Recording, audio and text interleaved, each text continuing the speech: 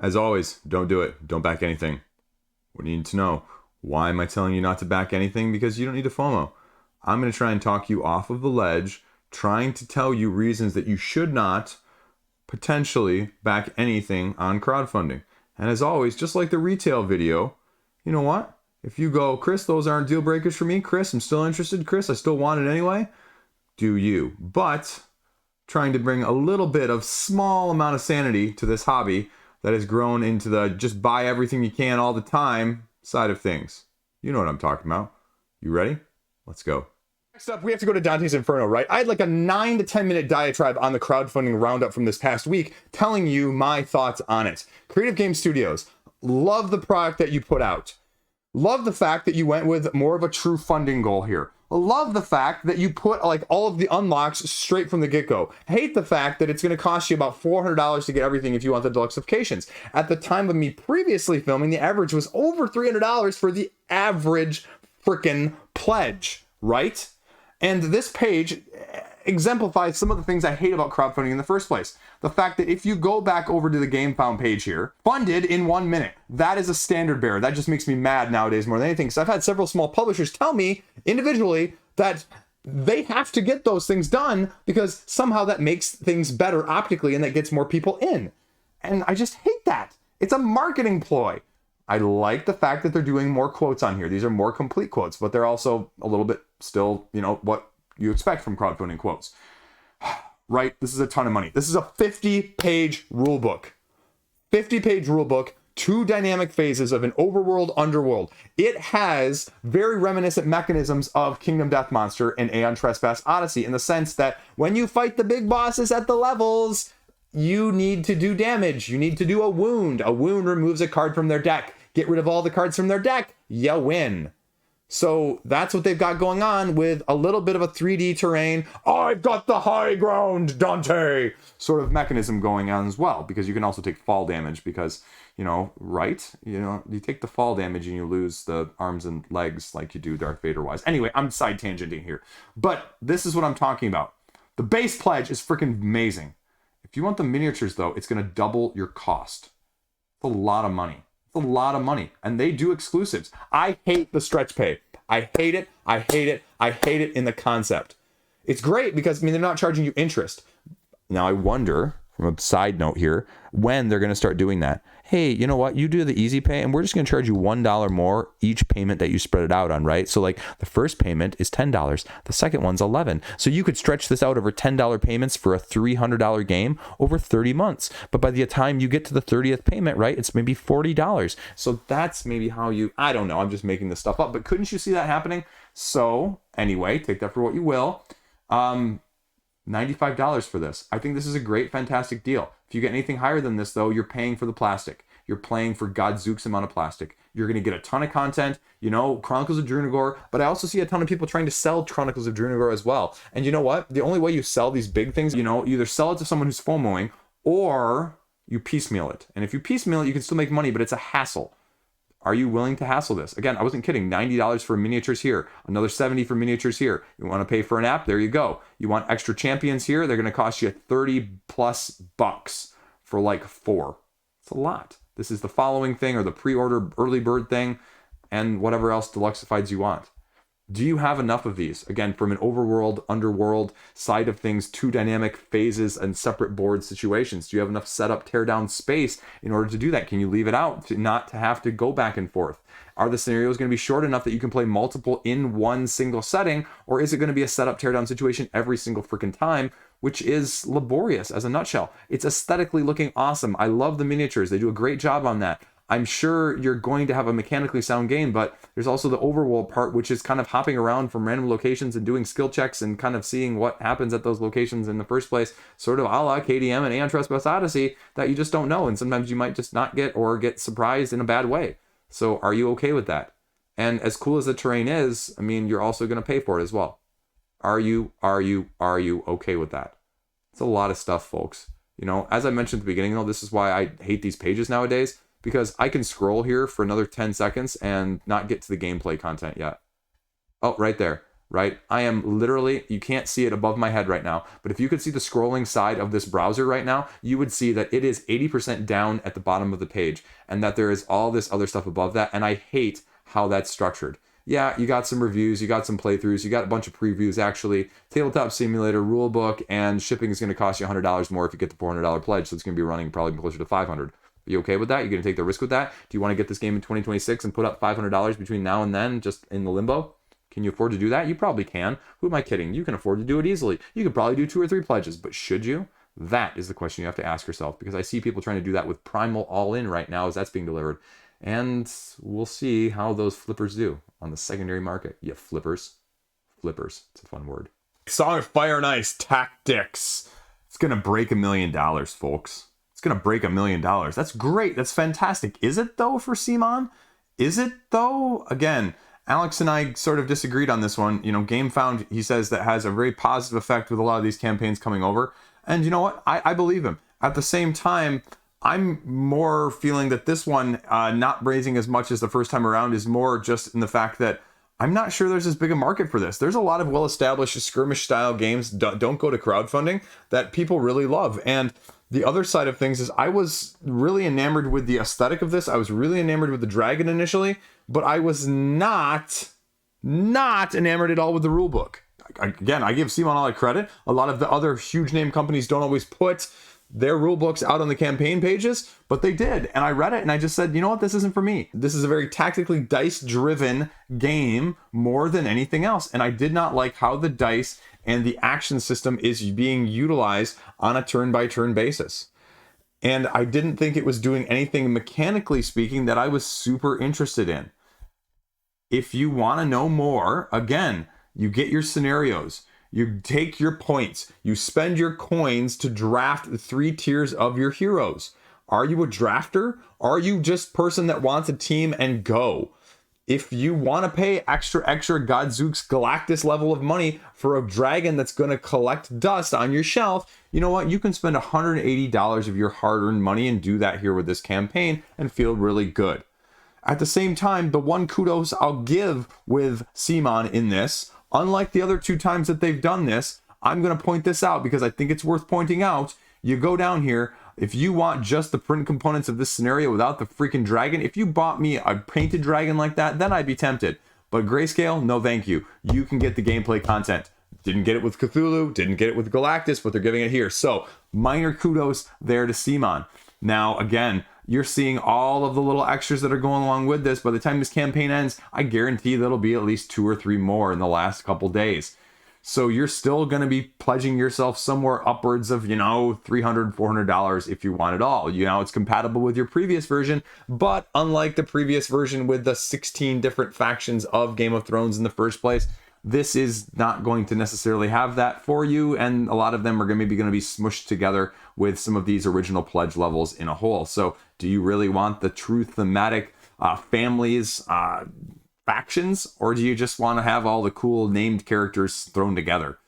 So one of those is not like the other, but again, skirmish style, this is a lifestyle.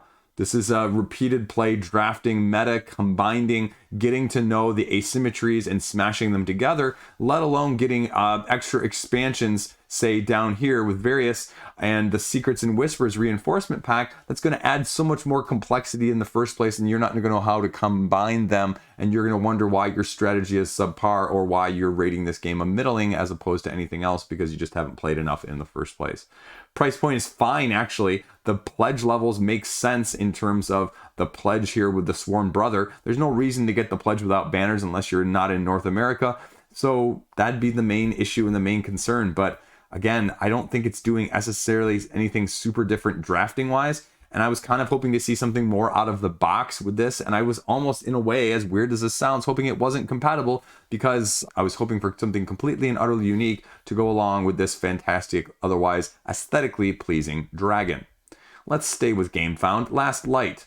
I mean, it's 4X, folks. It's 4X in under an hour. Rinse, repeat, simultaneous play. Spend so much hundreds of dollars on resin little planets that aren't going to be more than deluxeified upgrades of the original retail versions.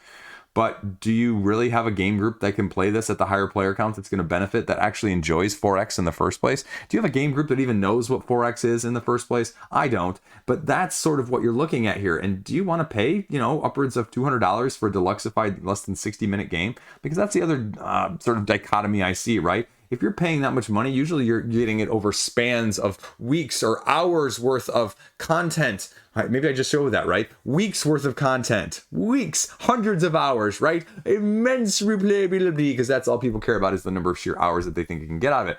And you know what? Great, fantastic, simultaneous play. You're not going to utilize it, especially at the higher player counts. This is going to be a higher player count, 4+ game that's going to be best utilized at those numbers. Do you have that on a repeated meta style situation? No, you don't. Like I don't either. So you probably shouldn't get it. Should you consider trading for it? Yeah, maybe, but even the retail version could cost you up to triple digits.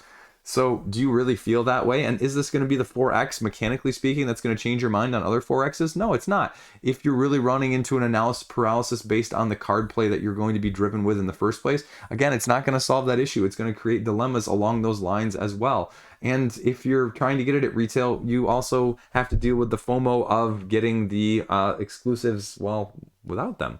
So are you going to FOMO for a couple exclusives of faction-based system that you may not even like or need in the first place, given the amount of content that's in the base game itself? And with these super deluxifications, they're great, they're fantastic. They make a game that you love already even that much better. But the real question that goes along with this is, well, do you already know that you love it? Because chances are, if you're looking at this, you probably don't know that you love it. And so if you don't already know that you love it, are you willing to pay an extra $100 or $100+ to take that risk that this is going to be one of your favorite games and blinging out is going to be worth it? Otherwise, it's going to be like a Marvel Champions or an Arkham Horror or the other recently chibi released Star Wars Rivals game, where people were picking it up and doing custom inserts before the game was even fully released, and by the time the game was released for a month, they were selling it because they realized they didn't like it. Or sleevers that sleeve all of their cards for all of their expansions before they ever play half of the expansions in the first place, and then decide that, well, whoops, it was a mistake that I bought it all in the first place, and now I'm going to sell it all, but I'm going to try and charge you extra because I sleeved it, because I'm not going to take them out of the sleeves, and no one wants to pay extra for your sleeves. I'm sorry, you're wrong. Nobody wants to do that, and nobody's going to do that. And so then you end up holding on to it, and you end up losing money from that aspect of things. They're selling, for 3 cents on the dollar. That's Last Light. Again, mea culpa. I'd love to have someone bring this to game night. I'd love to play the game. Somebody else's copy, though, not my copy. So that's going to be the big issue, more than anything else.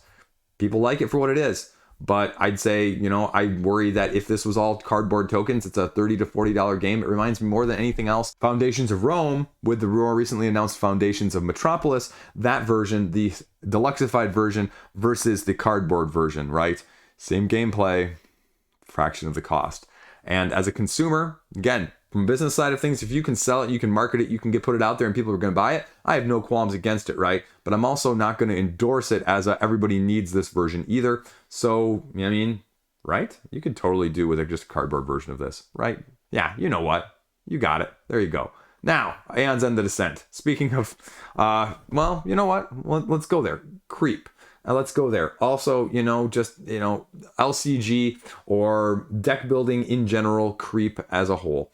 If you want to pay another $90 for this with all of the exclusives and the 2 little mini expansion boxes you can see there on the little graphic that pops up, you know what? You can do it. You can afford it. I have no qualms about saying that. You're like me. You can totally do that. But unless this is one of your most played games, unless these deck builders in general, with the Godzooks number of expansions, the 30+ expansions for Marvel Legendary, the 74 expansions for Dominion. I'm lying. I know I'm being a little bit overdramatic there. But there are literally now like 7 waves of different Aeons and content. And this isn't one of your most played games. That's where I'm going with this. That, you probably haven't explored most of the Nemesis. You probably haven't explored most of the actual market cards in the first place. If you didn't like some of the legacy stuff like I did, well, maybe that lessens it in some senses, but it's also becoming, a little bit power creepish overall. Now, I like some of the modifications. I think they're trying to incorporate some of the changes a little bit in a different way that Astronauts, the little brother, version of it is doing as well with this Friends and Foes module, which gives you an additional component on the side. But again, I worry just a slight tad, not again a big thing whatsoever, but just a little bit more upkeep. And with these games, I really want them to be streamlined. I want them to play quickly. I want them not to have a lot of overhead that I'm trying to keep track of, because there's already a significant amount with the tokens and the minions and the bosses and the nemesis and the, this gets that and this gets that, and taking tokens on and putting tokens off and just back and forth. And so I worry about it just from that aspect of things. And then if you're not going to get those 2 little mini expansions, which are really the most incentive to get it, but then you can pay $70 plus the extra, $20 for shipping, $90. The base game of this alone, I would argue maybe is just going to be maybe $40 ish. So you're kind of maybe paying double that sense. So again, I'm making that number up. I'm probably way underestimating. So again, don't listen to me whatsoever. But I have tons of Aeon's End, and I'm going right now. I'm at the saturation point. I am the sponge underneath the faucet that is completely full of water and now just oozing and dripping and flowing water elsewhere, because I can fit no more Aeon's End into my little pores of a body or collection, right? Horrible analogy, but you know exactly what I'm saying. And so that's my dilemma as someone who loves this game, as someone who is in love with this game, someone who has loved this game since it first came out. Those are my issues. And I think this would be a great, get 1 or 2 of the more recent expansions like this one and make a full collection out of it, when you'll have more than enough, because you don't play it more than 2 or 3 times a year anyway. But that's why I like this. And you know what? I don't care if they're leaning into the meme of them having, 6 iterations of a certain mage. That's fine with me, plus or minus either way. But it's also not something I feel like I'm going to be missing out on either if I don't have it, because of the nature of it in the first place. Fantastic game, but I'm okay with missing it right now. Are you? You know what? Altered. Let's go over to Kickstarter and talk about this for a second.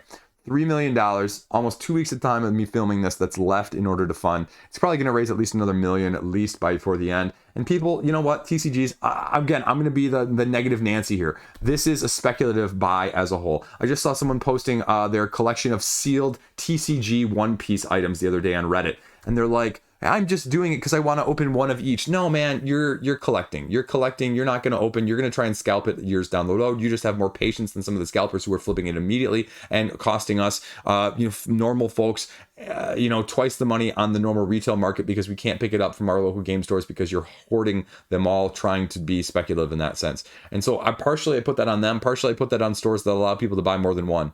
I understand why they do it, but it also, kind of irritates me in the same sense. So that's why a lot of companies online at least now limit how many copies you can buy, at least some mild mitigation. I think it's doing something different. I think it looks nice. It's got a good pedigree of designers here. So I don't really worry about it from that aspect. And the fact that they make you include a certain number of commons, a certain number of uncommons, and a certain number of legendaries or rares to even it out, to make you use those cards that nobody ever wants to use in a TCG that end up, shuffled aside in the big box in the corner or tossed out in the garbage, literally, then I think that's, unique. And I think you've got these tracks that are going across that are kind of cool, and the combos that can be driven from it.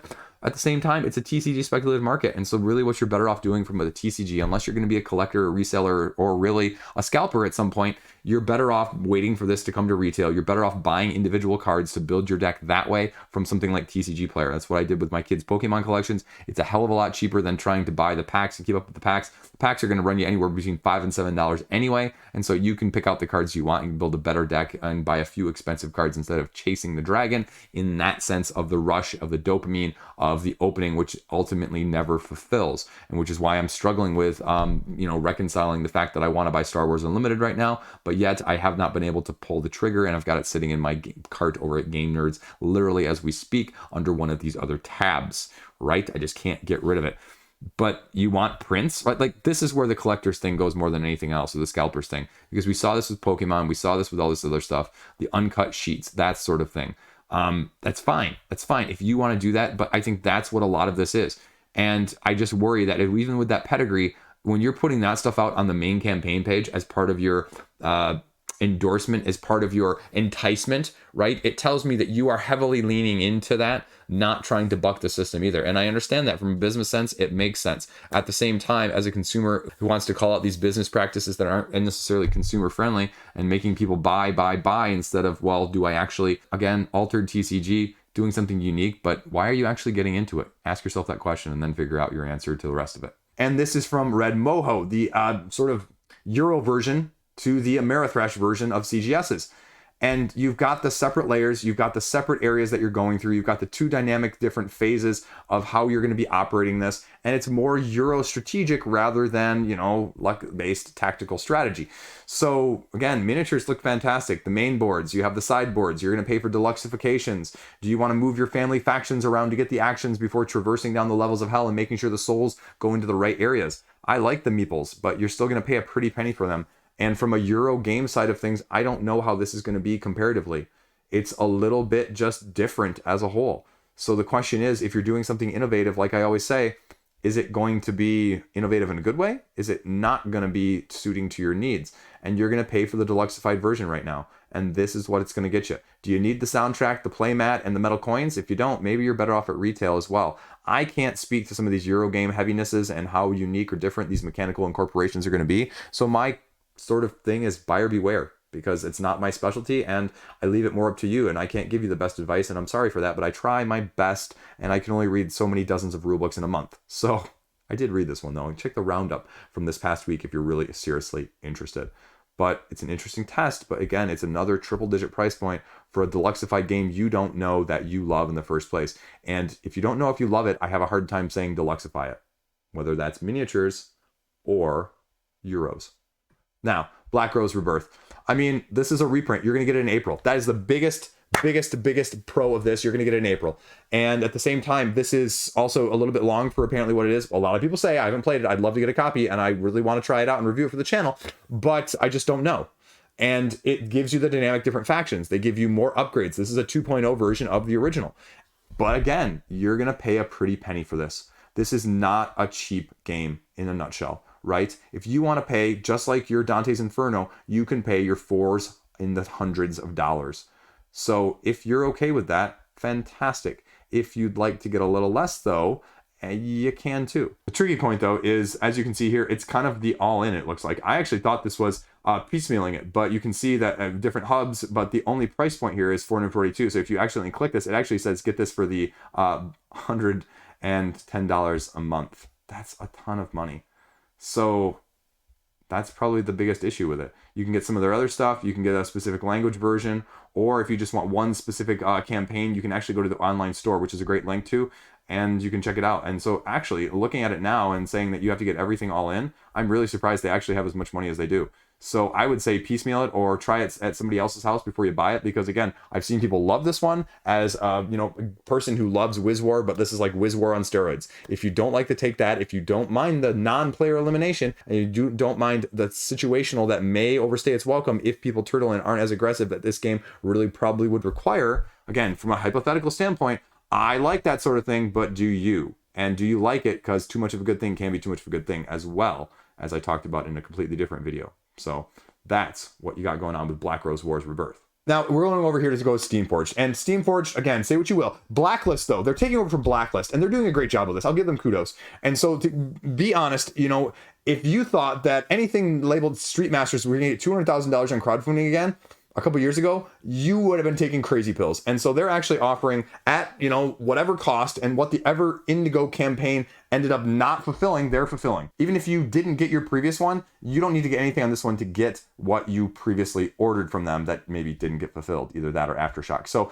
they're offering you a fourth expansion. They're offering you a consolidated base game with some of the expansions that came around the first time that were exclusive and harder to get. They're offering you just a new, not standalone though, expansion in the fourth side of things here, if you're really looking for that, as we go all the way down here and called the Lament of the Blood Moon. And there's exclusives, and you can get the exclusives along with it. They're Steamforged. The miniatures are going to be fine, but the miniatures for Street Masters as a whole are the tiny miniatures. And so these details, I mean, these are incredibly blown up miniatures. That was probably my biggest downside of the game. Actually, that wasn't my biggest downside. The gameplay was the biggest downside. But this is a fantastic game in theory. If they've ruled out some of the issues in the errata that sort of made this game a cluster to learn and kind of sort through, this game is actually, much better than it appears. The combo system, the asymmetric characters are really, really well done, but the minutia of the rules, the objectives, the missions, the how you go through the exactness of it, because it's just very obtuse, was really kind of lackluster from the original Blacklist. So if they've improved that, I mean, it's worth a look-see,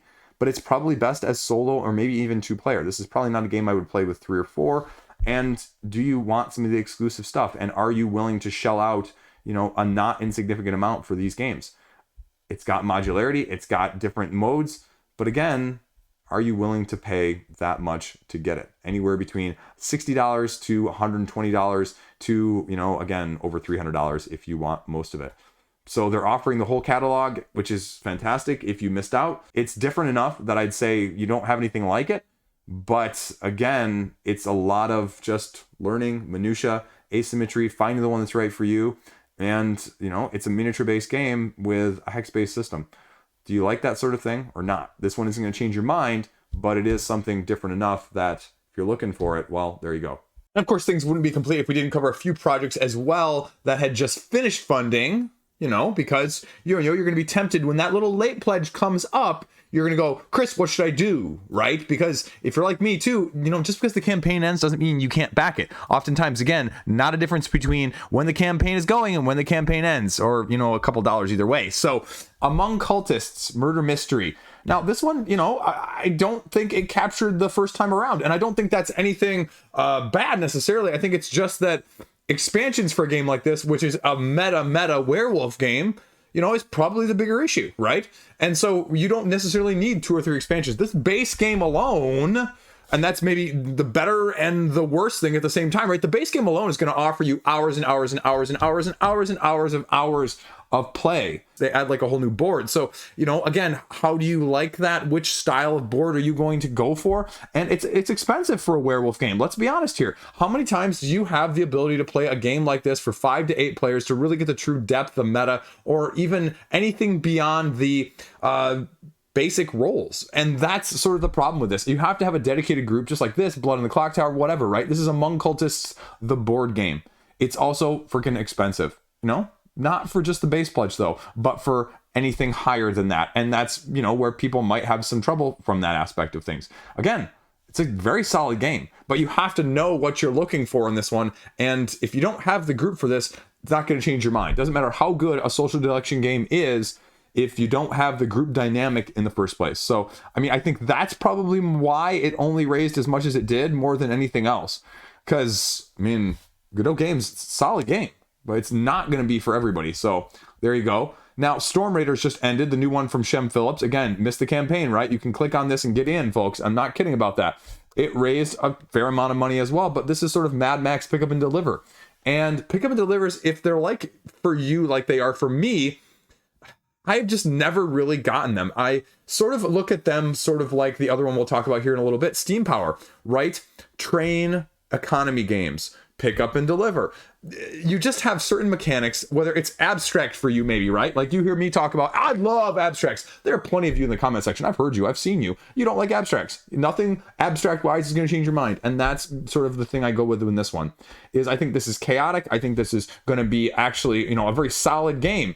But again, a lot with the Garfield and the Arceus in this case is that you're not going to have a lot with the Garfield, just like Arceus here, is that you're getting promo packs. And that's going to be the main reason you're going to get it on crowdfunding. So that's why people got it. You're backing a small publisher. That was the main reason to get this one.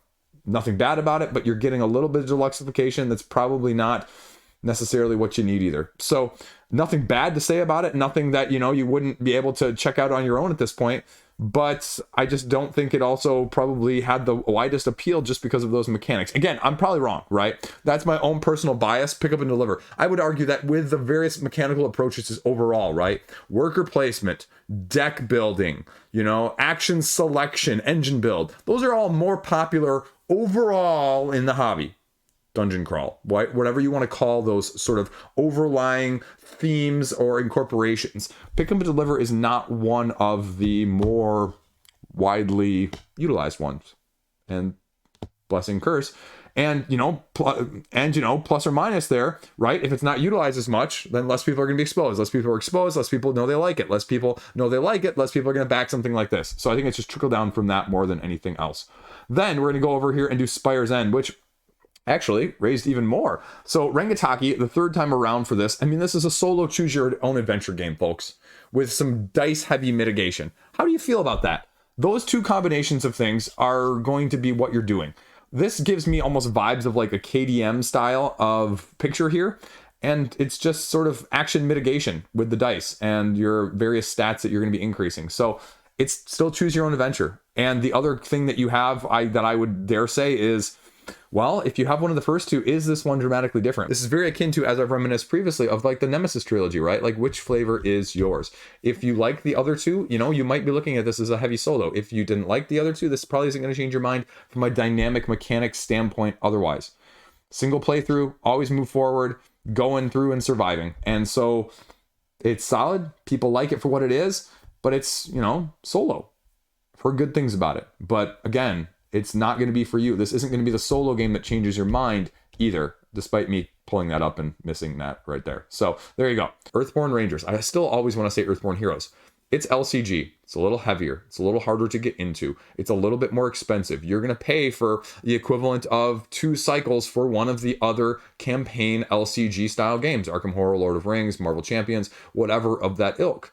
Do you like this more open world Lands of Galzir style of things where it's more open-ended? Now they're giving you more sort of endpoints with this new content, and the argument I made in the don't buy it at retail side of things was, 1, it really wasn't available, and 2, they were charging about $100 at retail for the core game, which is only $80 here. So, but this also, just like the previous one, right? Like LCGs, if they're not your thing, this probably isn't going to be the one to go in on. This isn't going to be the dip your toes into one in the first place. I mean, it could be, but the vast majority of the time, folks, right? You don't start with Spirit Island as your first cooperative game. You don't start with Brass as your first, worker placement or those lines of things. You don't start with Frosthaven as your first dungeon crawler. That's kind of the apples to oranges comparison I'm going to make here, that you probably shouldn't start with this one unless you have a friend who's played it with you and you know that you're going in and you like it. I don't think there's anything wrong with it. Mechanically, I think it looks incredibly solid. People love what they're putting out. The aesthetic is amazing, but it's not also going to be any different than what it says it is. When someone tells you who they are, listen to them. When a game tells you what it plays like, listen to it, because it's not going to change just because you want it to change. And so LCG style here, right? Fantastic, but chances are it's not for you. And so it killed it. This is amazing from Earthborne Games. A lot of kudos. Love to see what they can come out with if they branch out from this at all in the future. But apart from that, this is a try before you buy more than anything else, because then you can go get it. Silver. The only problem I have with Silver's campaign is that, you don't need all the 6 silvers, right? Or 6 or 7, however many there were. An extended, elaborated, more nuanced version of the card game Golf, if you will. But it's got some asymmetry, it's got some powers, it's got some take that, it's got a little bit of everything, and each of the little silver decks is giving you something different. Now you can swap and mix and match and take a number out and put a number in and get some cool combinations that you would never see, but inevitably the game like this, when you're doing that switching and swapping, I almost messed that up there wording wise, you will definitely get stuff that you like better and stuff that you don't like as much. So if you're buying all of these 6 games, right, you're paying for 6, but are you only playing 2? That's the problem with something like this. It's beautiful to look at. Storage is amazing. Bezier are doing these huge big box deluxeified organizations with this one and Castles of Mad King Ludwig and Suburbia, right? But yeah, and 5 to 6 player expansion. How many times do you buy a 5 to 6 player expansion and utilize it to its extent? I like the concept, folks. I like this. I would love to pick up 1 or 2 of these at retail. I think this would be amazing to play with my kids and my wife as a family game, especially as the 3-year-old, ages into his own in 3 or 4 years. But I don't think I can really endorse getting 6 of them, right? And so that's the trouble. And now that being said, right, 6 of them compared to 6 different cooperative games, your Pandemic, Spirit Island, and whatever else you want to throw in there as well, yeah, I mean, it's apples to apples. So pick your poison. So if this is really your thing, if this is what you love, this is what you get to the table, go for it. But if it's not, again, light, very swingy, card driven, drawing off a pile. So it's not going to change your mind. It's not going to be different than what it is. Then Kabuto Sumo, Sakura Slam. This one I give kudos. They're doing something different. I really like the square better than the circle. The only problem I had with mine originally was just the cardboard layout, right? Like, because these games that require a height cardboard situation, The production has to be spot on. The ability to put it together has to be absolutely, like, the room for error, the margin for error is just absolutely none, because you don't want a board that's tilted at all. You don't want a board that doesn't fit in the pieces, and cardboard bends, cardboard tears. And so that's, getting in the way a little bit from my side of things when I've played it in the past, just because I've had some slight just, but the concept is more of a slow dexterity push game. And if you're looking for something fast-paced, which I think a lot of us are, right? We've got your crokinole, you've got your clasks, you've got your tumbling dice. And this is sort of the opposite. This is sort of the nudge. And the other trouble with this, right, like, is with physics. You can look at it and say, okay, if I clask this off this wall into that, the angle is going to be there. If you look at your crokinole, right, I proportionately can flick in and kind of control it. With all of these little things on the board, your ability to predict how all of them are going to shift is incredibly low or difficult. Now, obviously, there's some skill, but also just from a beginner, an entry level, it's not going to be as readily available, and it's going to be more random than you may like with this style of game. I think it looks aesthetically awesome, and I love the fact that, I kind of love and hate the fact that they are doing, if we scroll down far enough here, if we ever get to it, where is it? I'm freaking not finding it. The wooden one. And I think that Lazy Susan looks freaking awesome. I mean, right? Solid wood. Holy cow. I am, if you're going to deluxify, make it worthwhile. And this is a deluxification that might be worthwhile. But then you have to ask yourself too, is this worth, whatever, $80 some for this game? And if it is, well, probably not replicated, probably not duplicated well. But that's an expensive price to put down for a game that you're not sure about from those dynamics. So you're better off almost picking up a copy at the regular retail version, maybe potentially late backing this if it is really your fancy and it's one of your best games of all time. Because that's a deluxification I can see easily being justified if you're in favor of that. But if you're not, again, it's not going to change the game itself, and so you might not have that fact going for you if that's what you hope for, right? Deluxifications do not change the game. Deluxifications are best for games you love already, right? It's why you sleeve only after you love the game, not you sleeve automatically when you buy it. Boom. Fighting words in the comment section there. Now we're going back over to GameFound here. We have Conservas, another solo game. I think this one actually looks fantastic. But again, you're going to pay a pretty penny for a premium solo game. That being said, Salt and Pepper doesn't always have their stuff widely come to retail, and Scott Alms has a relatively good pedigree for this type of game in the first place.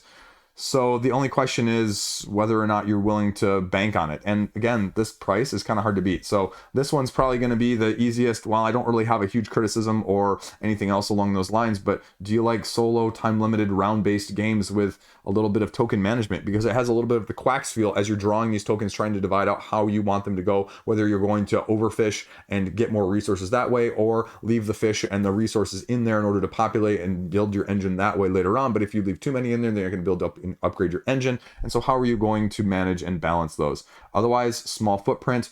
But again, I guess I'd say maybe apart from the mechanistic bag chit style of things, is it going to be weighty enough for you if you're a solo gamer? I know a lot of you solo gamers really like the heavier stuff. You like the other aspects of things. And so, I, much as I like Quacks of Quedlinburg, right? Like, that game is divisive. People either love it or absolutely hate it. And so the, use of these chits in that way, pulling from this bag here, just like sort of with Life of Amazonia, is a divisive element. People just either, hate the randomness or embrace it and use it as a tactical strategy to basically best your opponent in a, turn-by-turn basis. Only in this case, you're not besting anybody else except for the game. So it's a solo game from that aspect of things. So again, that's probably all I can say about it. I mean, it's actually doing amazing. If you're looking at like a $25 price point there, and you've got $50,000, kudos to you. Putting out something solid regardless. Steam Power, Wallace Designs, $112,000 they funded. Again, giving kudos where kudos is due, right? I always give kudos for Awakened Realms for separating out the miniatures. I always give kudos for people that also put out true funding goals. I also give out kudos for people that put out all the stuff and don't nickel and dime me along the way. This one is the middle one, number 2. This is where they said 90 grand, right? We need 90 grand. We're not making it unless it gets 90 grand. That's going to be the production numbers and the money and actually to make it in the product product quality that we want. And if Bloodstones is anything to go off of, if you don't get it here, well, it's going to be a little harder to pick up, but at least the difference here between this one and Bloodstones is that they actually are going with a retail version as well, so you don't have to worry about it much from that side of things. But the question is, are you going to need to get the retail version here if you can get it at retail, right? So do you really want the Deluxeified $99 one? Because that deluxe version of things, right, is, well, including the stretch goals, but it's over 100% more than the cost. I mean, you're looking at 250% of the cost there before shipping. So that's the question you have to ask yourself, just like with Sakura Slam, right? Are these new maps, are these other potential little trinkets in terms of the deluxeifications going to be actually worth it for you? Because, you know, what you're getting here is just upgraded sort of Euro-ness, if you will. Just upgraded tracks, tiles, and pieces. And unlike, you know, the dynamic of Sakura Slam, it's not going to drastically change the potential element of the gameplay. I mean, I think, again, it looks beautiful. At the time of me filming this, they offered to send me a copy to be able to talk about it on the channel, but due to some family-related issues, I won't be able to. So I was really excited to be able to try this, but I may have to wait for, like you guys, until it comes out and pick up a copy that way. Because, again, I'm interested in stuff like this, even though it's not for me. Again, this may not change your mind, right? The other one that I had, that was the other train economic game, I played it and it didn't change my mind. And that'd be my only fear with this as well, is that sometimes you just have stuff that doesn't click with you. And from that aspect of things, I love the simplicity of doing 2, you only got 5 things, and you go and you go and you go, right? It reminds me of like the Kinesia games, of their simplicity in the rules overhead. And I think there's something to be said of that. And I think people really enjoy the more tactical nature that these are given, sort of like with Bloodstones. And I mean, it shows, but is it going to change your mind if it's not for you as well in that sense? No. Yeah, we're talking about Sea Dragons. I'm a shill for it. I'm a shill. My picture's all over this game page. By the way, I didn't know that they were actually going to put my name on my video on the game page. They just said, hey, we want you to talk about it. And I said, sure, because it's a good game, area control, dragon heads. But, you know, it's got 3 decks that you're drawing from. They're random. You're not going to get the stuff that you may want. The patterns that are coming out, you only have 2 face up and 1 from the top of the deck, and you just can't get always the mix or match. There's a little bit of potential king making in a sense, where you're laying these dragons down and you have to put it next to somebody else's dragon on every single turn. You can't put it next to your own dragon. So that person, whoever's dragon it is that you put it down next to, gets a victory point. So how do you balance that? And you're going to area control, but you have a little bit of more control over that. And it's $38.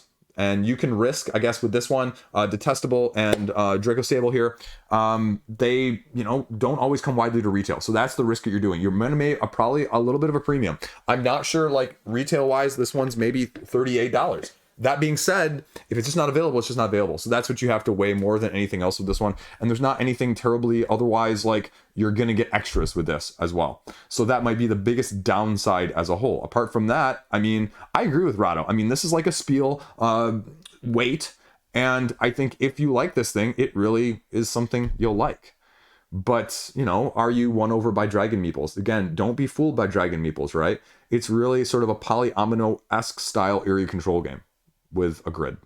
And it doesn't stray far from that. It's a good formula, but it's maybe not going to be a good formula for you. It's probably not going to play quite as well at 2 people. I like it at 2 people, but the best is probably going to be 3 or 4. But also at 3 or 4, it's going to be really chaotic. It's going to be really cramped, and you're going to be really starting to step on toes and whirlpools here, which are, you know, ways to gain and lose victory points potentially. You don't really lose them, but it's a way victory points are scored by when you control an area at the end, how many are not covered up. So, Sea Dragons, there you go. So what's next? Tokyo Highway. Again, you know, this is a dexterity game. This dexterity game, adding more elements, and more elements is not going to be for you if you don't like these dexterity games in the first place, right? If you don't placing these little roads and these little cars all over the place to create little cool diorama style games. And this expansion is just giving you more of a good thing. At the same time, if you're looking at this isn't going to be any cheaper anywhere else, right? When I looked at this online, when I did the roundup, you know, Itten puts out a great product from that side of things for crowdfunding. Crash Octopus, their other one, again, it's almost like 50 to 75 to 100% higher at retail in North America. And just the pledge level alone right here, this expansion set for $25 is amazing. This new edition right here with the expansion is the price of just getting the base game alone in North America right now from retail, when and where it's available. So it is by far and away the best price game, probably this whole video whatsoever, from a, you're going to get your money's worth in that sense. But again, Do you like placing this sort of stuff? Do you like having all of these new rules? Is this one of those games that you would just get out and get out and get out and get out and get out and get out and get out? Because again, dexterity-based games are just not for everybody. They're giving you a 2-player version as well that can be added on here in addition, and you're just not going to see it widely available at retail. So this is a little FOMO, but I mean, it just puts out solid stuff. But again, these Japanese games, they're different. And so try before you buy more than anything else. Spend your money wisely. Cryptic Nature. I think this is a beautifully aesthetic, pleasing game. The 2 phases of traveling around the board and utilizing the actions and capturing the monsters and trying to entice them, and the polyomino selection of putting them in the cages, essentially, of your individual player boards is very nice. But this is a deluxeified Euro, just like any other deluxeified Euro that we see on crowdfunding. Are you willing to spend $100 on this one to make sure that this one is the best one that you've seen, more than any other? And so that's just the question, because I'll be honest with you guys, I can't tell these deluxeified Euros of what's actually going to be super good quality in terms of mechanically and game of the year and hold up over the test of time versus the others. I just can't. That's not my specific area of expertise in terms of I play a ton of these. And so it's one of those that I think, again, beautiful aesthetic, love the theme. I think the incorporation of this is, very solid looking. But I've seen that for a dime a dozen on crowdfunding, and with these types of mechanisms, I just can't tell anymore. This is not my strongest type of game. I'd love to try it. I'd love to review it. I'd love to have a copy of it at some point. But for $100 with expansions that are adding new gameplay content included, with a little bit of slight FOMO there to get them all and get on crowdfunding, that's a lot of money. That's a lot of money to put out as well. So that'd be my only fear. Otherwise, I mean, this is definitely a lot of people's ilk. And the nature theme, along with the supernatural, is a hit as well. I mean, this is a game that kind of came out of nowhere. Let's be honest here. I don't even remember the company's name, ID Venture. You didn't hear about this one before it launched. I didn't hear about this one at all before it launched. You have several big channels covering it. And, it's gotten groundswell beyond belief. And so they're killing it with almost $350,000, which is amazing. So kudos to them. But just be aware, it might not be for you. Ludos, the Ancient Games Collection from Asia, the 4-game collection. I mean, I just, I'm a little biased on this one. I wasn't a huge fan of Bagchal. I just wasn't. And so you're going to, get these games, and they are trying to recreate ancient games from Asia, like it says, right? Like, no mystery there. But it may not suit you. They're going to be more abstract in nature. And, they're meant to be cultural, and they're maybe not as mechanically what you're looking for as a whole. Price point is what it is. But again, I hate these campaigns where people are like, I'm going to get them all because I'm going to save money. Well, no, what? You're spending more to save more? Well, kind of. At the same time, you're still spending more, right? And it's not horrible. It's pay what you want, which is awesome if you want to buy one of those games. And that's what I did for Bagchal. And the question just is, which one of these is going to suit you? But again, like I said earlier, with abstracts might not be your thing, just like pick and deliver is not your thing, just like worker placement's not your thing, just like heavy Euros aren't your thing. Rulebooks are here. There's no mystery of what these games are. But this is one of those games where I said I should like Bagchal. The rules were evident, they were clear, they were concise, they were exactly what I thought they were, and then it just fell flat for me, mechanically speaking. And so that's my biggest trouble with a game like this more than anything else, is that it can just fall flat even though you think everything else lines up completely. And so you just got to be aware of that more than anything. So I'd take it for what it is. It's not a bad price. Again, you're not going to get it anywhere else. And crowdfunding is a great way for them to bring these back. And I give them kudos for doing so. And they're killing it, actually. But, you have to do you as well. So then, War for New Eden with Eve. Eve online, offline, essentially. $500,000, 3 days to go at the time of me filming this. I don't know, folks. I don't know. I mean, I'm going to scroll through this. This is the first time I've scrolled through this since I covered it originally on the Roundup. It looks like you're going to get skins for every game. You want to pay hundreds and hundreds of dollars for plastic ships? That's what you're getting here. Now, at the time of me originally covering this, there was no rulebook. There was absolutely no rulebook. There was like one video of kind of what things were going on. And skimming over it here, as we scroll down here, how to buy. I'd like to know how to play before I know how to buy. But right there, folks, 400 euros if you want the oversized Cthulhu War version-esque. I don't know. There's so many other good 4X or spacefaring semi-ish related games out there in the first place that have stood the test of time, that don't have an IP attached to them, that are going to make you nostalgia FOMO, that I have a hard time saying go for this, right? You better have looked at a rulebook, you better have watched gameplay, you better hope that this is a finished product and it's not like Stellaris, which is still somewhere in the neither void right now as a whole.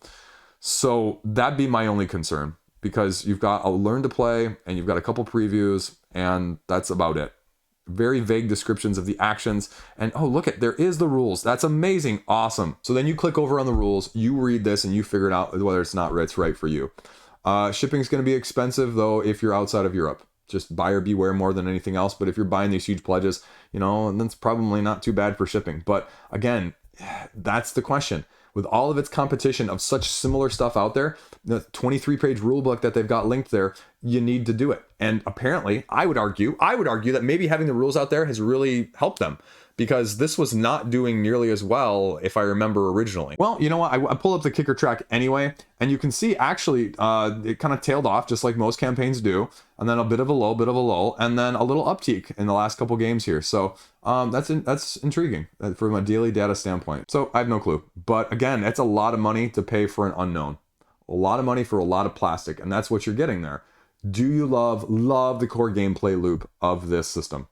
Compare it to what's out there. See what you got, check it out. You can probably late pledge. So do your homework on this one. Then up, Photo Tour North America. This one came out of nowhere. It's got $100,000, folks. That's solid. I don't care what you say. It's solid. They're doing well. It's sort of got the engine build style feel where you're drafting these cards into your hand, playing them to move along, and then buying your equipment to then match up the locations of where you're going to the iconography that you have in front of you. Again, you've heard me say it multiple times now. This is the theme of the last year and a half, right? Like Cthulhu was before that, like zombies were before that. This is the nature theme that's got everybody, giggling and gooing all over it. So it's also offering an expansion to go along with it as well. 3 little mini ones that are going to cost you 99 Canadian dollars, which is what, like $80 US. And so that's just going to be is it too light for you? And it's going to be too light for people. This is not going to be a heavy game. This is not going to be the one from an engine build style that's going to be, okay, like this is the huge game we play over game night. But again, it is what it is. Don't expect that, because it's not telling you it's that either. And from a small indie project, you know what? They're killing it from $100,000, right? That's $100,000, as I always say, more than what I will ever raise on crowdfunding. They're also being very ambitious that they're going to have it by the end of this year. So Pacific Ocean is their other game that they're working on right now. Is it going to have enough weight for you, though? You need to know that, okay, this is lighter. This is going to be up my alley. And the expansions might be needed if you're looking to give it a little bit more mechanically depth of interest from that aspect. So again, nothing more to say bad about it, but just, you know what? Be aware of what it's actually providing you. Then 20th Century Games, the 2024 import collection there, if I can barely get those words out, $36,000. Again, when I covered this around, the 11 games on here, they're giving you some extras with the game. Hamster Roll is not widely available, and some of these other ones aren't either. And so the only thing I said that I'll say and echo again on this one is I wish there was more info on the other, 9 games. Because games like this right here from Mandu, these two got like Essen releases last year and they weren't widely available. They still aren't widely available, but there's no information on the page about some of these others. So that was just what I would like to see, because otherwise, yeah, I believe them that these prices are going to not be beaten at wide retail, especially in North America. But it doesn't, prompt you to necessarily dig into some of these other ones, because if you're not aware of it, right, like you're going to think most of this is Hamster Roll and Run. And again, Hamster Roll, it's a great dexterity game. It's a dexterity game where it's also very finicky and it's very fragile, and so you got to be very careful with it. And it's just basically you putting wood pieces and rotating a big wooden wheel, right? You're the hamster essentially. But as we said with the other dexterity games, if you don't like it, it's not gonna be the one that changes your mind, right? So I'm more interested in this one right here, Jekyll and Hyde, 2-player trick-taking cooperative game. But you got to check out and see, is it worth trying one of these individual ones? Witchcraft is the other one that's really good from their, most recent catalog. So that's a solo game though as well. But there you go. 20th Century Games. What do you think? Import collections, hard to get elsewhere, but do you risk it? So there you go. Don't back anything for, most of the month of February-ish, plus or minus. So that's it. Boom. What do you think? Where'd you spend your money? Where didn't you spend your money? What did you want to spend your money on? And where were you, I don't know, like, I don't want to say let down, right? Like, I just want to throw money at things. And then when I can't, I get disappointed. That's kind of me sometimes, right? Talking myself off the ledge more than anything else nowadays. So hopefully, again, talking you off, but also, you know what? Go for it. Go for it, as long as you're not me in this situation. So there you go. Thanks for watching. Stay classy. Subscribe if you somehow made this. I don't know. Again, thumb it. Thumbing, subscribing, does that actually, like, if I say that in videos, does that actually entice people to do it? So probably not, but I feel like it is at the same time, because otherwise people wouldn't like heavily mass market it, you know, being all over in the video and putting the little like click icon and the little like animation of clicking the subscribe button. I don't know. I'm done. That's all I got. Stay classy. Peace out. It's been a long day. But I would argue that, you know, of the various mechanical, then we're going over here, Street Forge.